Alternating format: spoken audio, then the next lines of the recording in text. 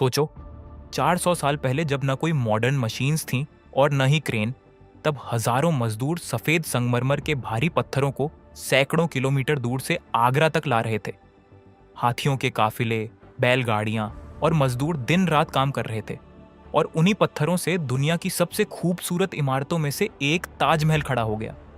1632 में मुगल बादशाह शाहजहां ने इसका निर्माण शुरू करवाया और लगभग 22 साल तक 20,000 से ज्यादा कारीगर इस पर काम करते रहे। लेकिन सबसे बड़ी चुनौती बिल्डिंग बनाना नहीं थी। असली चैलेंज था इसे यमुना नदी के किनारे खड़ा करना। नदी के पास की जमीन बहुत नरम थी और इतनी भारी इमारत कभी भी धंस सकती थी। इसलिए इंजीनियर्स ने पहले गहरी खुदाई करवाई और सैकड़ों कुएं जैसी संरचनाएं बनाई।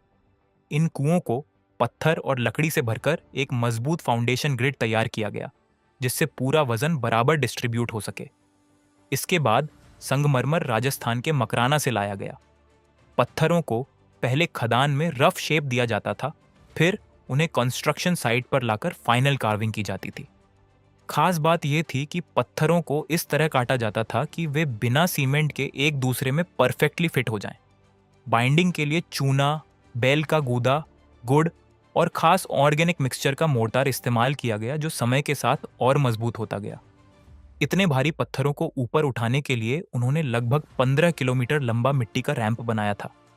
मजदूर और जानवर उस ढलान पर पत्थरों को खींचकर ऊपर तक ले जाते थे। कहा जाता है कि 1000 से ज्यादा हाथी सिर्फ मटेरियल ट्रांसपोर्ट में लगे थे।